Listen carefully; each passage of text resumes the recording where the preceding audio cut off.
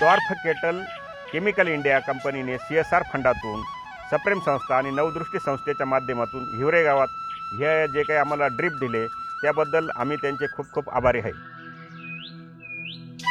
Police Patil Hiware Ashok डोन्नर बोलतो.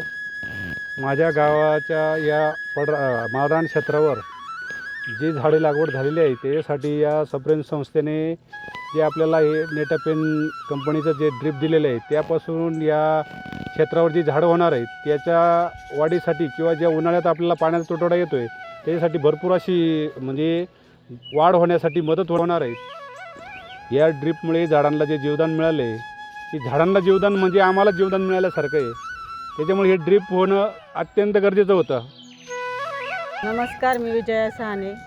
तर मी हिवरे गावामध्ये ग्रामसखी म्हणून कार्यरत आहे.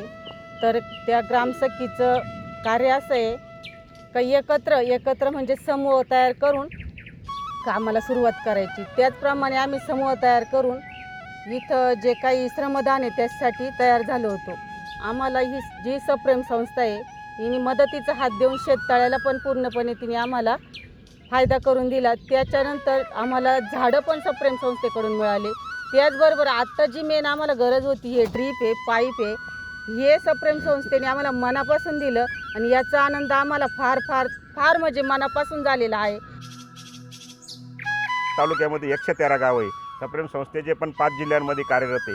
पण त्यांनी आम्हाला आमच्यासाठी हिवरे गावामध्ये एक आम्ही आग्रह केला आणि त्यांनी आम्हाला खूप मोठे 3 लाखाचं आम्हाला एक भरीव मदत केली आणि उरलेले आम्ही जे पैसे असेल 1-2 लाख रुपये तर ते आम्ही लोकसहभागातून किंवा श्रमदानातून आम्ही या सगळ्या आमची जी टीम आहे वृक्ष संवर्धन कमिटी तर त्या वृक्ष संवर्धन कमिटीच्या माध्यमातून आणि आमच्या ज्या रोजगार महिला इडं जे काम करते पंचायत समितीच्या अंडर त्या महिलांनी आम्ही सगळे मिळून इडं खोदणं असेल, पाईप वाहणं असेल, त्याला ते ड्रीप लावणं असेल, जे काही श्रमदान आहे ते श्रमदान पेन केलं आणि आम्ही जे स्वप्न पाहिलं होतं येणाऱ्या पिढींकरता, आमच्या पोरांकरता, आमच्या नातवांकरता ह्या उजाड माळरानावर ज्यावेळेस हिवऱ्याहून काही लोक यायचे तर संपूर्ण दगड गोटे असायचे आणि ह्या गावामध्ये एक वेगळ्या प्रकारची त्यांचं बघण्याचा दृष्टिकोन होता.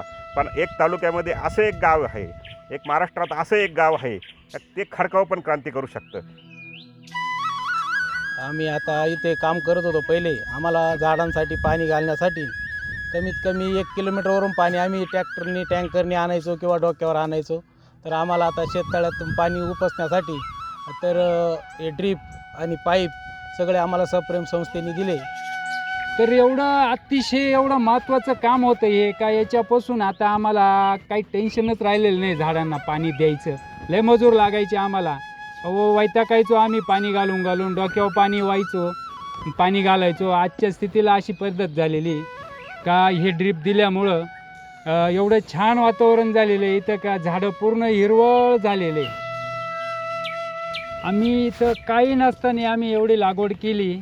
शेवटी आम्हाला प्रसंग पडला का याला पाणी कसं घालायचं. ज्या टायमिंगला आम्ही सप्रेम संस्थेची गाठ घेतली, त्यांना दाखवलं, त्यांनी आम्हाला एवढं सहकार्य केलं सप्रेम संस्थेने का आमची पब्लिक एवढी उत्साहित झाली का सगळं जे आहे ते एका ग्रुपनी कामं करायला लागले. झाडं लागवड म्हणा, कुठली गोष्ट म्हणा, आमच्या गावची एवढी एकी तयार झाली का ही असं वाटतसुद्धा नव्हतं आम्हाला का ही एकी तयार होईल आमच्या गावची.